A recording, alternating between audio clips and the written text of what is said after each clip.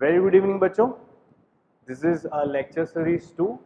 As you all know, my name is Dr. Bhargav Soni, and I will be taking care of your foundation as well as NEET courses, okay, NEET classes, and will be mainly focusing on biological science from my side. All right. So for 10th standard, we are ultimately focusing on NTSC. Okay, we are focusing on competitive examination. In that, we are focusing on National Talent Search Examination. Okay, it's national level examination. So if you are going to score well, it's going to be helpful in your future as well. So it's the lecture series 2. Let me life process में अपन nutrition industry करने वाले, respiration, उसके बाद digestion and excretion, ये सब आप life process में पढ़ने वाले हो बच्चों, बराबर। तो न्यूट्रिशन आज पढ़ेंगे, न्यूट्रिशन में भी आज न्यूट्रिशन इन प्लांट्स पढ़ने वाले, ये आपका A2 लेक्चर 2 है। पैरासिटिक ऑर्गेनिज्म की कैटेगरी आज में टोटल प्लांट है, एनिमल मॉस्किटो है, एनिमल में इंसेक्ट में डालेंगे, एनिमल में डाल सकते हैं। ओके, टोटल प्लांट जो है वो क्या, अमरवेल। अमरवेल जो है वो टोटल प्लांट को बोलते हैं। आगे बोला था मैंने, कोई भी टर्म को समझना है तो वो टर्म को स्प्लिट करवा दो, स्प्लिट करोगे तो आप वो टर्म को अच्छे से समझ पाओगे, बराबर। तो यहाँ पे मैं स्प्लिट करता हूँ तो क्या टर्म निकलती है, फोटो एंड सिंथेसिस। फोटो का मतलब होता है लाइट एंड सिंथेसिस का मतलब होता है टू प्रिपेयर, ओके, कुछ बनाना। ओके, ये जो फोटोसिंथेसिस की प्रोसेस है ये फिजिको केमिकल रिएक्शन है। फिजिकल लाइट की प्रॉपर्टी दो तरह की होती है, बराबर। लाइट की प्रॉपर्टी है wave property as well as photon property, बराबर। तो यहाँ पे ये फिजिकल फैक्टर हो गया, बराबर। और लाइट का उपयोग करके आप लोगों को कुछ सिंथेसाइज करना है, कुछ बनाना है, तो सिंथेसिस की जो प्रोसेस है उसमें केमिस्ट्री आ जाता है, बराबर। ये आपका फिजिक्स हो गया एंड यहाँ पे केमिस्ट्री हो गया, बराबर। फिजिक्स एंड केमिस्ट्री यानी फिजिको केमिकल रिएक्शन। क्यों? क्योंकि आप लाइट एनर्जी का उपयोग करके कुछ प्रिपेयर कर रहे हो। क्या प्रिपेयर कर रहे हो?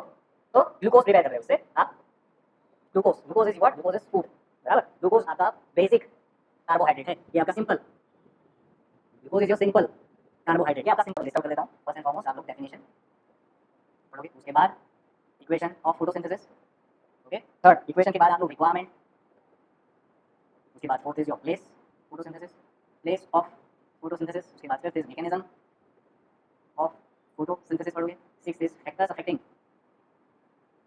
फोटोसिंथेसिस पढ़ोगे, बराबर। फैक्टर्स अफेक्टिंग फोटोसिंथेसिस पढ़ने वाले। तो ये चीजें आप लोग फोटोसिंथेसिस की प्रोसेस में पढ़ने वाले हैं। सिक्स्थ के बाद सेवन जो है इंपॉर्टेंस फोटोसिंथेसिस। डेफिनेशन क्या होगा, ओके। प्लांट्स, प्लांट्स में भी क्या, green part of plant, green part of plant photosynthesis कर सकता है। Green part of plant, plant can prepare their own food by utilizing inorganic compounds like CO2 and H2O। inorganic compounds plant utilize करेंगे and क्या बनाएंगे, inorganic compounds like CO2 and H2O का utilization करके prepare also by utilizing inorganic compounds like CO2 and H2O and converts into organic compound like glucose with the help of light and chlorophyll। This process is known as photosynthesis। Water, light and chlorophyll, जब चार factor satisfy हो गए तब जाके ये आपका glucose molecule बनेगा। Glucose molecule is what, is a simple carbohydrate, बराबर। ग्लूकोज मॉलिक्यूल प्लांट जो है वो आगे जाके स्टोर करता है स्टार्च के फॉर्मेट में। ग्लूकोज मॉलिक्यूल का stored format is, stored form is your starch.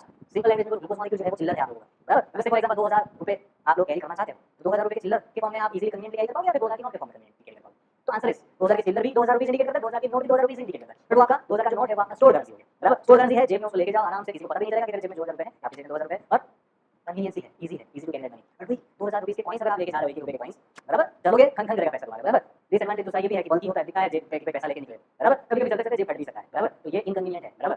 अरे पैसों की वैल्यू दोनों की सेम है, बट यही 2000 की नोट के फॉर्म में कन्वीनियंस है। तो प्लांट क्या करेगा, वो चिल्लर के फॉर्म में ग्लूकोज नहीं रखेगा, तो प्लांट उसको स्टोर करेगा, स्टार्च के फॉर्म में उसको स्टोर करता है, स्टार्च इज स्टोरेज फॉर्म, यानी स्टोरेज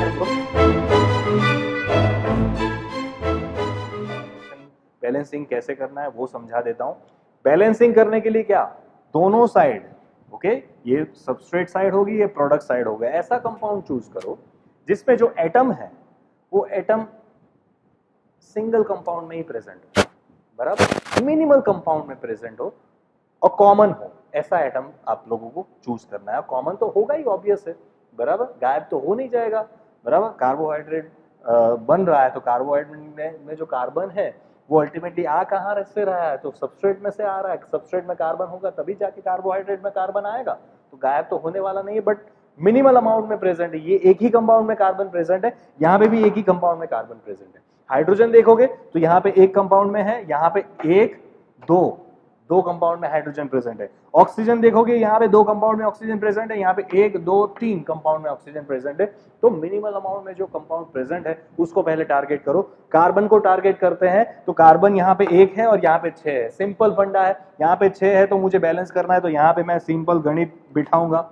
6 ऐड कर दूंगा, बराबर, ठीक है। 6 ऐड किया तो मेरे पास ऑक्सीजन कितने हो गए, 6 2 जा 12, 12 प्लस 1, ये तुम्हारा कैसा फिगर हो गया, ये तुम्हारा इवन फिगर हो गया, ऑड फिगर हो गया, ऑड फिगर हो गया।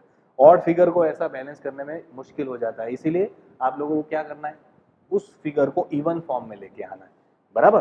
तो यहां पे सिंपल मैं क्या, यहां पे 6 ऐड करता हूं तो देखूंगा कि वो बैलेंस हो रहा है कि नहीं हो रहा है, बराबर। इक्वेशन अगर बैलेंस हो रहा है तो देख लेंगे कि कार्बन तो चलो बैलेंस हो गए, ऑक्सीजन 6 2 जा 12 एंड 6 कितना 18 ऑक्सीजन। 18 ऑक्सीजन को यहाँ पे बनाने के लिए मुझे क्या करना पड़ेगा, यहाँ पे तो 6 ऑलरेडी है, बराबर। यहाँ पे मैं से फॉर एग्जांपल 6 एंड 6 कितना हो गया, 12 हो गया। यहाँ पे और 12 है तो कितने मुझे ऐड करने पड़ेंगे, यहाँ पे कितने हैं 12, 12 एंड 6 18, 18 है, यहाँ पे 6 प्लस आपके कितने हो गए 6 एंड अभी कितने बचे 6 और बचे, 6 और ऐड कर देता हूँ। यहाँ पे 6 और ऐड करता हूँ तो क्या होता है, देखो बच्चों 6 और ऐड करता हूँ तो चलो ऑक्सीजन तो बैलेंस हो गया, बट ऑक्सीजन के चक्कर में हाइड्रोजन का इक्वेशन बैलेंस नहीं हुआ। कैसे, तो यहाँ पे गिनती मारो, ऑक्सीजन तो चलो बैलेंस हो गया 6 प्लस 6 प्लस 6, 6 3 जा 18, यहाँ पे 6 और 6 12, 6 2 जा 12 plus 6 is your 18, oxygen balance हो गया। हाइड्रोजन को बैलेंस हुआ कि नहीं हुआ वो गिनती मारो। ये हाइड्रोजन यहाँ पे कितने हैं 12 है, 12 तो इधर ही है एंड 12 इधर है, बराबर। 12 एंड 12 कितने हो जाते हैं 24 हो जाते हैं, बराबर। तो 24 हो गया, दैट मीन्स 24 इधर है और मेरे पास इधर 12 ही है। तो मैं इक्वेशन बैलेंस करने के लिए मुझे स्ट्रिक्टली फिर कैसे करना पड़ेगा, 12 ऐड करने पड़ेंगे। यहाँ पे 12 अगर H2O ऐड करता हूं, 12 H2O में कितने हो गए, ये हो गए 24, 12 प्लस 2 दैट इज योर 24, 24 हो गए। तो यहाँ पे कितने हैं, H इज 12 प्लस 12, 24 हो गए। अभी उसके कारण मैंने इधर 12 ऐड किया तो उसके कारण ऑक्सीजन इम्बैलेंस हो गया। ऑक्सीजन को बैलेंस करने की कोशिश करूंगा। यहाँ पे ऑक्सीजन कितना है मेरे पास, ऑक्सीजन 12 प्लस 12 24, तो 24 ऑक्सीजन लाने के लिए मुझे क्या करना पड़ेगा, मेरे पास ऑलरेडी ऑक्सीजन किधर कितने हैं, यहाँ पे 6 है, यहाँ पे कितने हैं 6 है, बराबर। 6 6 12 हो गए, बराबर। मुझे और क्या करना पड़ेगा, 12 ऑक्सीजन ऐड करवाने हैं। तो 12 ऑक्सीजन, ये सिंपल कंपाउंड है तो सिंपल कंपाउंड में ऑक्सीजन 12 करने के लिए मुझे क्या करना पड़ेगा, 3 की जगह पे यहाँ पे 6 ऐड करना पड़ेगा, बराबर। इस तरह से आपका इक्वेशन बैलेंस हो गया, बराबर। कैसे बैलेंस हो गया, कार्बन 6 दोनों साइड 6, ऑक्सीजन देखो 12 एंड 12 24, ऑक्सीजन देखो 6 12 6 दैट इज योर 24, हाइड्रोजन देखो 24, यहाँ पे 12 एंड 12 24। इस तरह से इक्वेशन को बैलेंस किया जाता है। स्टार्ट करो कैसे कंपाउंड से, जो दोनों साइड क्या हो, ऐसे एटम से स्टार्ट करो जो दोनों साइड सिंगल सिंगल कंपाउंड में ही प्रेजेंट हो, तो आपका इक्वेशन बैलेंसिंग इजी हो जाएगा। थोड़ा दिमाग दौड़ाना पड़ेगा, थोड़ा गणित दौड़ाना पड़ेगा। इक्वेशन बैलेंसिंग करना वो ऐसा नहीं है, अगर फास्ट चाहिए याद रख लो, बात खत्म, बराबर। बट ये जो फंडा है वो बहुत ही इंपॉर्टेंट है, ओके। और आई थिंक सब लोग नहीं समझा पाएंगे आप लोगों को, बराबर। कुछ कुछ लोग ही होते हैं जो समझा पाते हैं।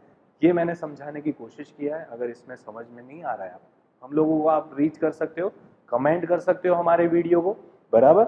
उसमें कमेंट सेक्शन में जाके कमेंट कर सकते हो, बराबर। अगर आप लोगों को वीडियो पसंद आता है तो उस वीडियो को आप लाइक करो, जिसके कारण हमको पता चले कि हाँ you are getting a videos, बराबर। आप लोगों को वीडियोस अच्छे से समझ में आ रहे हैं।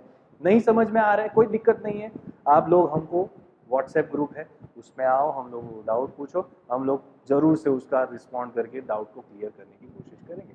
But give us a like and comment that we are getting a video, okay.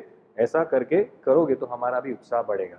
तो ये जो है वो फोटोसिंथेसिस का इक्वेशन हो गया। इक्वेशन बैलेंसिंग की प्रोसेस भी बात किया मैंने, यहाँ पे केमिस्ट्री के फंडेस भी समझाए, सबस्ट्रेट किसको बोलते हैं, प्रोडक्ट किसको बोलते हैं वो समझाया, फॉरवर्ड रिएक्शन, रिवर्सिबल रिएक्शन, वो सब समझाने की कोशिश किया। अभी रिक्वायरमेंट ऑफ फोटोसिंथेसिस देख लेते हैं बेटा, बराबर। रिक्वायरमेंट ऑफ फोटोसिंथेसिस, क्या क्या चीजें चाहिए फोटोसिंथेसिस के लिए, वो जानना बहुत ही जरूरी है, बराबर। तो चलो फोटोसिंथेसिस की रिक्वायरमेंट समझ लेते हैं। तो सिंपल इक्वेशन जो है, इक्वेशन के बेसिस से आप लोग क्या समझ पाते हो कि इक्वेशन के बेसिस पे आप लोगों को क्या रिक्वायरमेंट है, कार्बन डाइऑक्साइड की रिक्वायरमेंट है, हाइड्रो H2O की रिक्वायरमेंट है, ग्लूकोज की रिक्वायरमेंट है, नहीं ग्लूकोज की रिक्वायरमेंट नहीं, ग्लूकोज तो बनाना है, carbon dioxide, water, light and chlorophyll, ये सब रिक्वायरमेंट है, बराबर। तब जाके आपका फोटोसिंथेसिस का जो प्रोसेस है वो हो पाएगा, बराबर। और जो ग्रीन प्लांट्स होते हैं वो ग्रीन प्लांट्स वो रिक्वायरमेंट को कहां से लेता है, तो कार्बन डाइऑक्साइड एटमॉस्फेयर से ग्रैब करता है, वाटर जो है वो रूट्स के थ्रू, सॉइल के थ्रू, रूट्स के थ्रू वो एब्जॉर्ब करता है वाटर को, बराबर।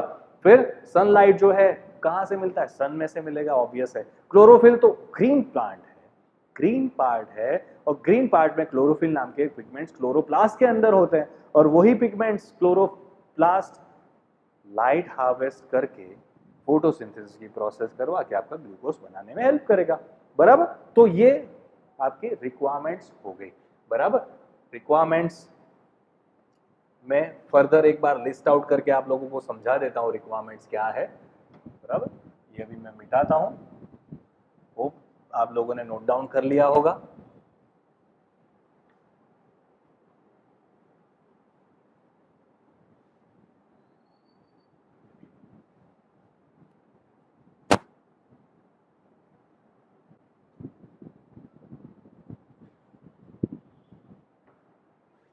Requirements of photosynthesis.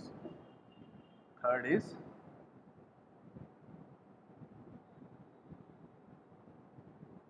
requirements of photosynthesis.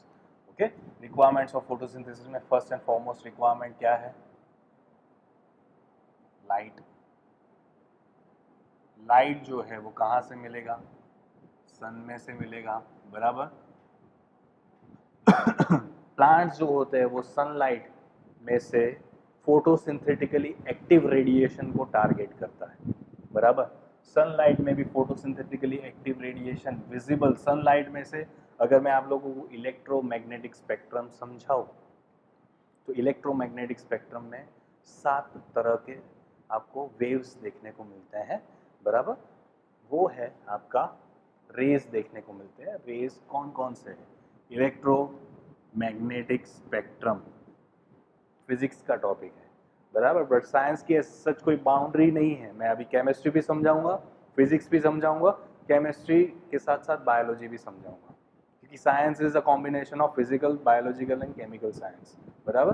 We are specially dealing with biological science, specially dealing with biological science, बहुत सारे कंसेप्ट फिजिक्स के, केमिस्ट्री के भी मैं आप लोगों को समझाऊंगा, बराबर। इलेक्ट्रोमैग्नेटिक स्पेक्ट्रम जो है उसमें आप फर्स्ट रे जो होता है उसको गामा रे बोलते हैं, ये इसका सिंबल है इस तरह का, गामा रे। उसके बाद आता है एक्स रे, उसके बाद आता है अल्ट्रा वायोलेट रे, बराबर। उसके बाद आता है विजिबल लाइट, बराबर। उसके बाद आता है माइक्रोवेव, माइक्रोवेव नहीं आएगा, उसके बाद इंफ्रारेड आएगा, इंफ्रारेड वेव्स, इंफ्रारेड रे, बराबर। उसके बाद आएगा माइक्रोवेव, उसके बाद आएगा लास्ट में रेडियो वेव, बराबर। ये सब आप लोगों के इलेक्ट्रोमैग्नेटिक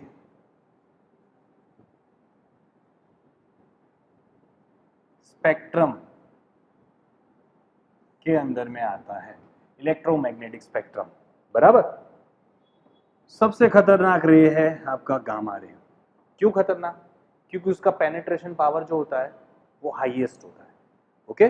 पेनिट्रेशन पावर यानी किसी के आर पार निकलने की जो शक्ति होती है उसको पेनिट्रेशन पावर बोलते हैं, बराबर। तो गामा रे का पेनिट्रेशन पावर सबसे हाईएस्ट होता है, बराबर। गामा रे जो है उसका पेनिट्रेशन पावर क्यों हाईएस्ट होता है, तो उसका जो वेवलेंथ है वो वेवलेंथ बहुत ही कम होता है। अगर मैं वेव की प्रॉपर्टी इस तरह से ड्रॉ करूं, बराबर, वेव की प्रॉपर्टी इस तरह से ड्रॉ करता हूं, तो वेवलेंथ किसको बोला गया है, इस लेंथ को या फिर इस लेंथ को वेवलेंथ बोला गया है, बराबर।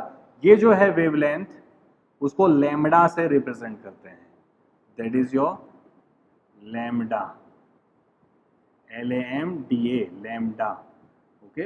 लैम्डा का जो यूनिट होता है वो नैनोमीटर स्केल पे आप वेव्स को रिप्रेजेंट करते हो, बराबर। लैम्डा, लैम्डा से वेवलेंथ डिनोट किया जाता है, बराबर।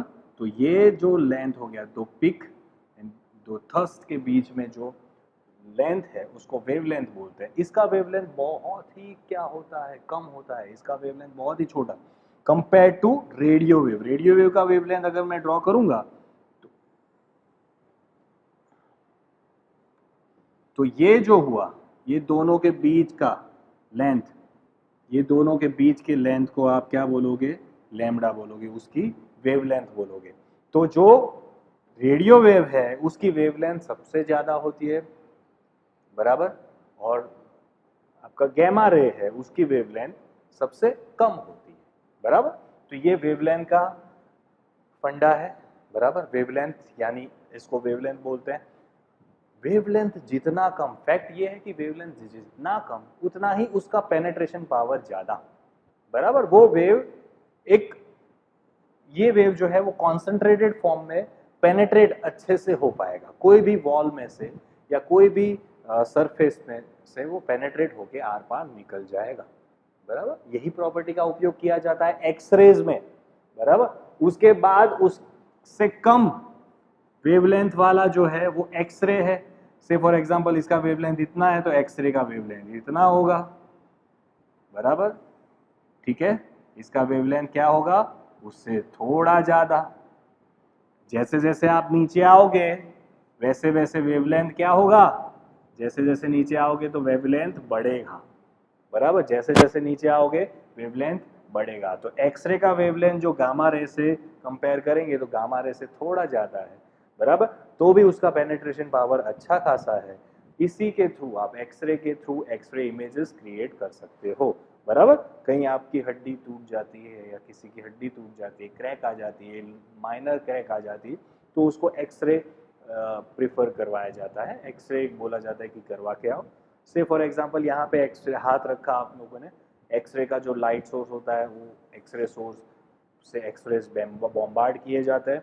वो एक्सरेज जो होती है सॉफ्ट टिश्यूज आपके मसल्स में से पेनिट्रेट हो जाएंगे, बराबर, बट आपकी हड्डी में से वो पेनिट्रेट नहीं हो पाएंगे, बराबर। तो हड्डी में से पेनिट्रेट नहीं हो पाएगा, इसीलिए वो इमेज आपको व्हाइट कलर का दिखेगा और मसल्स का जो इमेज है वो आपको ब्लैक कलर का दिखेगा, बराबर बच्चों। तो इसीलिए वो ब्लैक एंड व्हाइट जो एक्सरे देखते हैं ना, वो ब्लैक एंड व्हाइट का फंडा वही है। सॉफ्ट टिश्यूज, सॉफ्ट टिश्यूज आप लोगों को ब्लैक कलर में दिखेगा, जो हार्ड टिश्यूज होती है, बोनी टिश्यूज होती है जिसमें बोन्स होते हैं, वो आपको व्हाइट कलर का दिखेगा, क्योंकि उसमें कम लाइट पेनिट्रेट हो पाती है, बराबर, बराबर। तो इस तरह से एक्सरेस वर्क करते हैं। अल्ट्रावायलेट रेस, यूवी रेस जिसको बोलते हैं, ओजोन के डिप्लीशन के कारण यूवी रेज आता है। यूवी रेज क्या करता है, स्किन के अंदर वो पेनिट्रेट करके सेल के डीएनए को डैमेज करने की कैपेबिलिटी रखता है, बराबर। उसके कारण स्किन लीजन या स्किन कैंसर होने का खतरा है, बराबर। जहां पे अल्ट्रावायलेट रेस का एक्सपोजर ज्यादा रहता है वहां पे स्किन कैंसर के पेशेंट्स ज्यादा रहते हैं। से फॉर एग्जांपल फैक्ट बता तो ऑस्ट्रेलिया, ऑस्ट्रेलिया में अल्ट्रावायलेट रेस का रेडिएशन जो है सबसे ज्यादा वहां पे रहता है, बराबर। यूवी इंडेक्स के फॉर्म में अल्ट्रावायलेट रेस का एक्सपोजर मेजर किया जाता है। यूवी इंडेक्स वहां का 8.6 8.5 के इर्द गिर्द होता है, यहाँ का यूवी इंडेक्स 6 to 5 6.5 के इर्द गिर्द आपका यहाँ का इंडेक्स इंडेक्स ज़्यादा है यानी अल्ट्रावायलेट रेज का एक्सपोजर ज़्यादा है, वहाँ पे स्किन कैंसर के पेशेंट्स भी ज़्यादा है। ओके, और सनस्क्रीन के वहाँ पे बिजनेस भी अच्छा खासा है। ओके, क्यों? क्योंकि वहाँ पे ज़्यादा से ज़्यादा लोग सनस्क्रीन लगा के निकलेंगे बाहर। क्यों? क्योंकि वो अगर नहीं निकलेंगे तो गोरे लोग जो होते हैं उसको स्किन कैंसर होने का खतरा बहुत ज़्यादा होता है। स्किन कैंसर होने का खतरा क्यों रहता है कम? क्योंकि ब्लैक पीपल के स्किन में मेलेनिन नाम के पिगमेंट्स जो होते हैं, वो मेलेनिन नाम के पिगमेंट्स का कॉन्सेंट्रेशन अच्छा खासा होता है। बराबर, वो मेलेनिन पिगमेंट्स जो है वो क्या करते हैं, लाइट को जल्दी से पेनिट्रेट नहीं होने देंगे। अल्ट्रावायलेट लाइट को पेनिट्रेट नहीं होने देंगे तो डैमेज कम होगा। बराबर, उसके कारण वो स्किन कैंसर से बच जाएंगे। वाइट पीपल के ऐसा नहीं होता क्योंकि मेलेनिन पिगमेंट ज्यादा है। Melanin pigments is responsible for colour of skin. Okay, melanin pigment ज्यादा, डार्क कलर होगा, मेलेनिन पिगमेंट कम। मेलेनिन पिगमेंट लिख देता हूं, मेलेनिन पिगमेंट।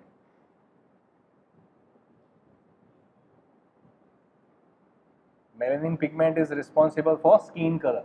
ओके, तो गोरे लोगों को स्किन कैंसर होने का खतरा ज्यादा होता है बच्चों। बराबर, ये एक फैक्ट है, इसीलिए वहां पे सनस्क्रीन का जो बिजनेस है वो बूम अच्छा खासा चलता है। बराबर, तो फैक्ट क्या बोला मैंने, जैसे जैसे नीचे जाओगे वैसे वैसे लैम्बडा जो है यानी वेवलेंथ जो है वो इंक्रीज होता जाएगा। ओके, लैम्बडा इंक्रीज होता जाएगा तो पेनेट्रेशन पावर डिक्रीज होता जाएगा। बराबर, यहाँ पे पेनेट्रेशन पावर सबसे हाईएस्ट गामा रे का होता है और सबसे लोवेस्ट रेडियो वेव का होता है। बराबर, रेडियो वेव कहाँ यूज करते हैं? तो रेडियो वेव बच्चों मोबाइल टावर्स में यूज करते हैं। बराबर, नेटवर्क्स, मोबाइल नेटवर्क्स जो है वो नेटवर्क्स किस हिसाब से इंफॉर्मेशन ट्रैवल, उस वेवलेंथ के बेसिस से इंफॉर्मेशन को ट्रैवल करता है, तो वो इंफॉर्मेशन ट्रैवल रेडियो वेव्स के बेसिस से करता है। रेडियो वेव्स वो इंफॉर्मेशन को कैरी करके जाती है। तो रेडियो वेव का जो डिस्टेंस कवर करने का जो कैपेबिलिटी है वो सबसे ज्यादा होता है कंपेयर टू गामा रे। बराबर, सबसे हाईएस्ट डिस्टेंस कवर करता है रेडियो वेव, इसीलिए मोबाइल टावर्स में रेडियो वेव्स यूज किया गया है, ना कि विजिबल लाइट, ना कि अल्ट्रावायलेट लाइट, ना कि माइक्रोवेव, ना कोई दूसरी और लाइट। क्योंकि उसका डिस्टेंस कवर करने का जो कैपेबिलिटी है सबसे ज्यादा। क्यों? क्योंकि उसका वेवलेंथ ही इतना बड़ा है। वो वेव इतना बड़ा है तो वो डिस्टेंस भी अच्छा खासा ट्रैवल कर पाएगा। बराबर, वेवलेंथ छोटा है तो वो डिस्टेंस ट्रैवल करने की कैपेबिलिटी भी कम रखता है। वेवलेंथ ही बड़ा है तो वो डिस्टेंस भी अच्छे से ट्रैवल कर पाएगा। बराबर, इसीलिए मोबाइल टावर्स में रेडियो वेव यूज करते हैं। तो जैसे जैसे आप नीचे आ रहे हो वैसे वैसे आपका डिस्टेंस ट्रैवल करने का जो बात है, डिस्टेंस ट्रैवल करने की बात इंक्रीज हो जाएगी है। बराबर, तो ये बच्चों याद रखना, बहुत इंपॉर्टेंट, कंप्रेस फॉर्म में इंफॉर्मेशन दे रहा हूं। बराबर, तो लैम्बडा इंक्रीज होता है तो पेनिट्रेशन पावर डिक्रीज होता है, डिस्टेंस ट्रैवल करने की कैपेबिलिटी बढ़ती है। और एक चीज बता देता हूं, जो फ्रीक्वेंसी होती है, frequency is inversely proportional to wavelength. बराबर, वेवलेंथ से उल्टा होता है। Frequency is inversely proportional to wavelength, यानी वेवलेंथ इंक्रीज होगा, फ्रीक्वेंसी डिक्रीज होगा। बराबर, वेवलेंथ इंक्रीज हो रहा है तो फ्रीक्वेंसी क्या होगा? डिक्रीज होगा। यहां से ऊपर से जब नीचे जाओगे तो ये देखने को मिलेगा। बराबर, अगर आप नीचे से ऊपर जाते हो तो ये सब फैक्टर उल्टे हो जाएंगे। ये सब फैक्टर कैसे उल्टे हो जाएंगे? तो यहां से यहां जा रहे हो तो क्या हो रहा है, आपका वेवलेंथ बढ़ रहा है या घट रहा है? घट रहा है। वेवलेंथ घट रहा है तो फ्रीक्वेंसी क्या होगा? बढ़ेगा। फ्रीक्वेंसी बढ़ेगा या वेवलेंथ घट रहा है, दैट मींस पेनिट्रेशन पावर क्या होगा? इंक्रीज होगा। यहाँ पे क्या हो रहा था? डिक्रीज हो रहा था। और डिस्टेंस ट्रैवल करने की जो बात है वो क्या होगी? डिक्रीज होगी। बराबर, यहाँ पे डिस्टेंस ट्रैवल करने की बात तो है वो इंक्रीज हो रही। तो इस तरह से ascending order and descending order में किस तरह से wavelength, frequency, penetration power and distance cover करने की जो कैपेबिलिटी है वेव्स की वो बढ़ती घटती है, वो आपको बताने की कोशिश किया है मैंने इस लेक्चर में। बराबर, अभी मैं इतना वेव्स के बारे में क्यों बता रहा हूं? क्योंकि जो लाइट जो होती है वो लाइट, सनलाइट जो है, सनलाइट में से जो सनलाइट में यूवी रेज भी निकलता है, सनलाइट से विजिबल लाइट भी निकलती है, सनलाइट में इंफ्रारेड रेज भी निकलते हैं। बट जो important light is what? Photosynthesis के लिए इंपॉर्टेंट लाइट है विजिबल लाइट। और विजिबल लाइट में भी फोटोसिंथेसिस के लिए, जो फोटोसिंथेसिस के लिए विजिबल लाइट है, विजिबल लाइट भी सात और लाइट, सात और कलर में डिवाइडेड है। VIBGYOR, VIBGYOR.